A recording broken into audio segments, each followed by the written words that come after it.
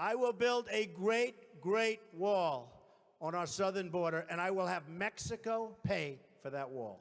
Mark my words. Yes, with that speech, Donald Trump started off what has perhaps been the most controversial campaign in American history. And the main political issue he has chosen to focus on is illegal immigration. His solution is to build a wall that in theory will keep out illegal immigrants, drugs, and weapons. And then through checkpoints, legal immigrants can come into the United States without breaking the law.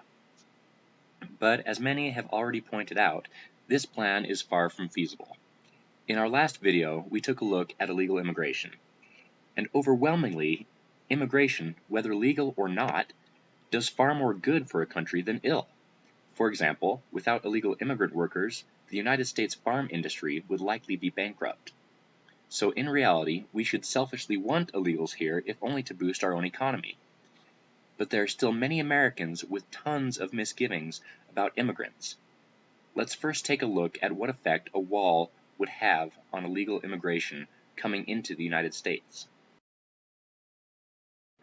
One of the first problems that the Border Patrol has had a lot of issues with is the fact that an incredibly large number of tunnels have been dug in Mexico that extend all the way under the fence and come out somewhere on the U.S. side of the border, often into specific houses.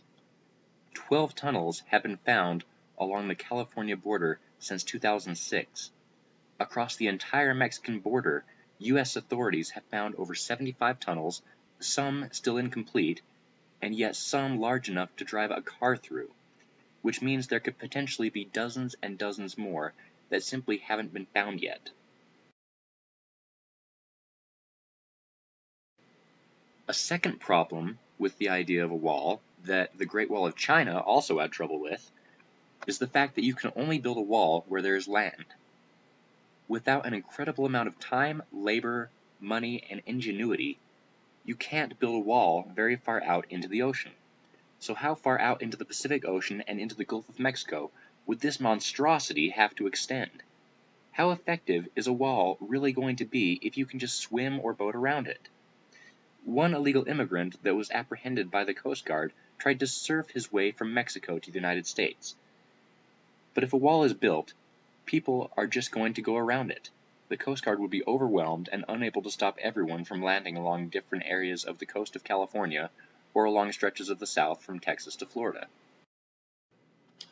As John Oliver pointed out in his segment about the border wall proposal, many border security personnel feel that if a 30-foot wall was built, then slightly taller ladders would become a hot production item in northern Mexico. Which is not to say that there are not some people crossing the border where a wall would be. But would a wall really stop them?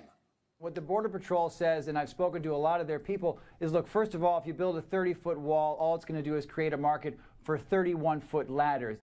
Let's turn our focus now away from illegal immigration in general and look at the people who we actually know are bad.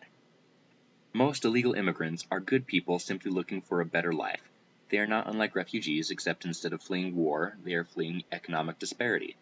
However, lots of drugs and weapons are sent by cartels up through Mexico to the United States by people not looking for economic opportunity, and they get here in a variety of ways.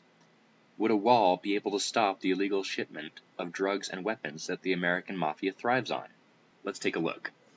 As mentioned, the drug runners could use the tunnels or boats to get under or around the wall, but in reality, their options are nearly limitless. Cartels have used homemade cannons to shoot packages of drugs over the border fence. No wall, no matter how tall, is going to stop that. They have also used homemade catapults to launch drugs over the fence. Again, a wall can't stop that. Sometimes, they just get someone to throw packages of drugs over the fence. Depending on the arm of the drug runner, a wall might deter this method, but it wouldn't reduce the number of drugs coming across. They even use drones to fly packages across, especially at night to prearranged locations where drug runners in the United States can pick up the merchandise. No wall is going to stop a drone unless the controller is a really terrible pilot. And one rather incredible method the drug cartels are using to avoid border security, and the Coast Guard, are submarines. Yes, they build fleets of fairly primitive submarines and then use them to transport drugs into the country. And that isn't even mentioning this. While stories involving border crossing are often tragic, every now and then you'll find an amusing one. Two suspected smugglers who were allegedly trying to cross the border from Mexico into California near Arizona created a unique and alternative way to drive right under the United States Border Patrol agents' noses. The suspected smugglers recently drove a Jeep over their own makeshift ramp, which was built over a 14-foot-high border fence near the Imperial Sand Dunes in Southern California. The vehicle's two occupants fled the scene, running back into Mexico when border officials made their way towards them. The Jeep apparently got stuck and began teetering while at the top of the ramp. The two suspects remain at large, and the SUV turned out to be empty, but officials believe it was probably filled with marijuana before it got stuck. And even if we could somehow secure all those ways of getting drugs into the country, it wouldn't change the determination of the cartels.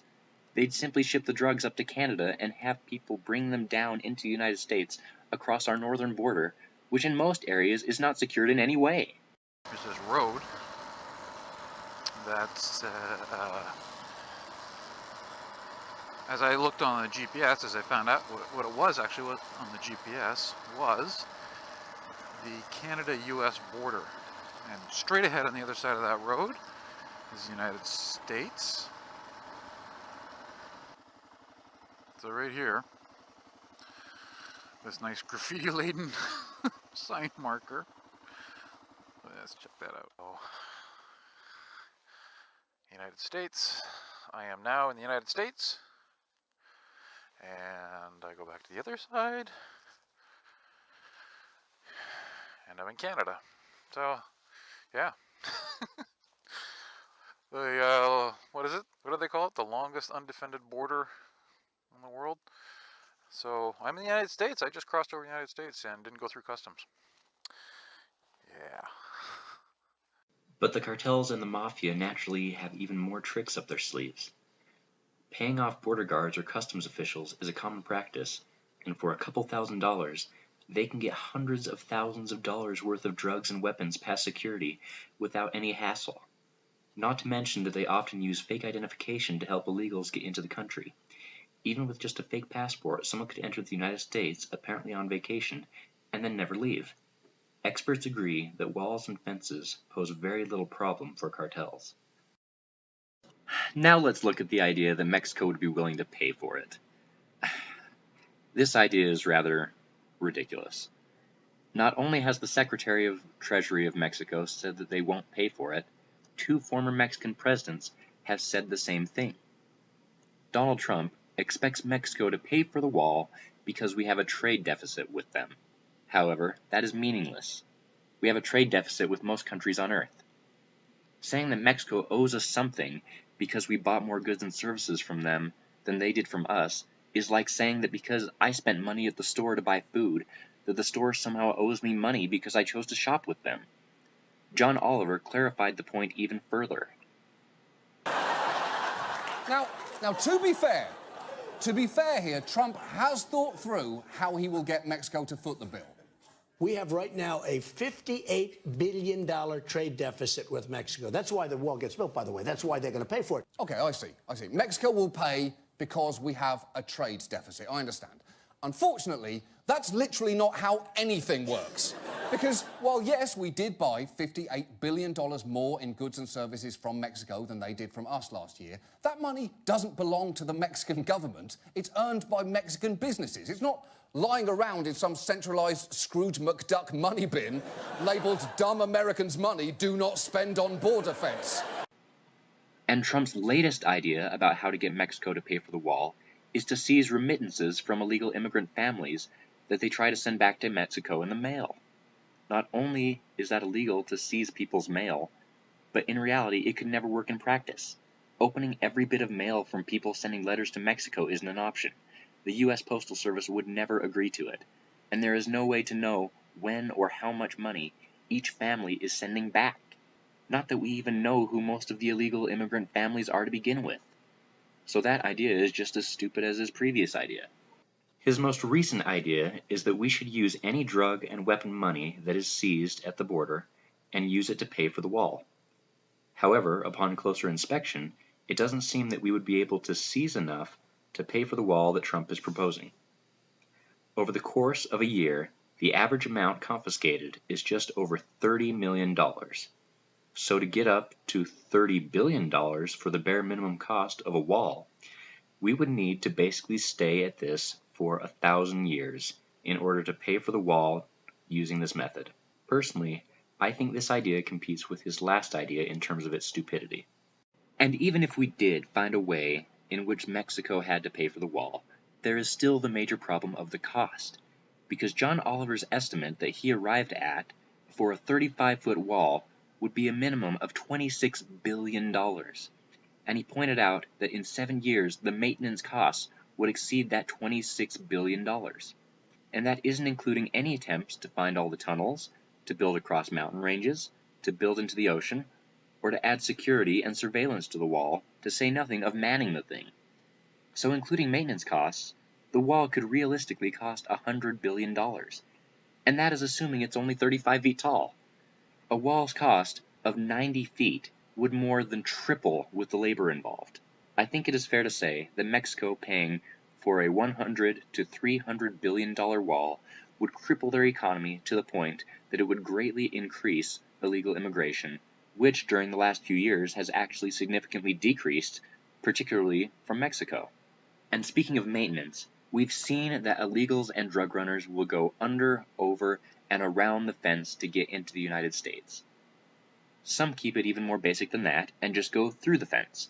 Using metal cutting tools and even things as ordinary as bolt cutters, people have made their way through the fence. A wall would have similar problems. How long would it take before someone more extreme got explosives and blasted a hole in the wall just out of anger? Maintenance costs might very well be even more than the Congressional Budget Office is predicting. It would not be effective in any way, unless we wanted to line the wall with landmines, German shepherds, and machine gun towers like East Berlin did. We aren't North Korea. We would have to constantly have patrols and guards across a couple thousand miles of border. All of it would have to be video monitored. And even if it was, maintaining security would cost billions and be virtually impossible. In any case, the world of people moving from country to country isn't divided up into illegal immigrants who are all bad and legal immigrants who are inherently good. There have undoubtedly been thousands of legal immigrants who were bad people, and there have been far more illegals that are good people. A wall isn't going to magically keep out the bad people and the illegal things coming across the border. We've seen that the cartels have far too many ways to achieve their goals. All a wall will do is keep out good people who would otherwise be able to, quote, help make America great again. And sadly, a barrier of that nature historically has been known to take its toll on human life, both emotionally and physically. Oftentimes, honest individuals who feel they have no choice but to immigrate illegally get stuck in terrible situations that they would much rather avoid. Some 50 kilometers from the US border, we stopped and waited in a safe house. These safe houses are where smugglers keep the immigrants locked up, out of sight, before the crossing. I found a group of 20 indigenous Mexicans, lost and confused, locked into a room at the mercy of the smugglers. And even worse is that barriers at borders result in numerous people having to travel to very remote areas to try and cross into neighboring countries. Over 40,000 people have died since the year 2000 trying to immigrate in various areas of the world, including through dangerous terrain in the Southwest. That is over 2,500 people a year. Those lives have far more value than does the pathetic need of some Americans to have a sense of security, which is almost exclusively based on racism.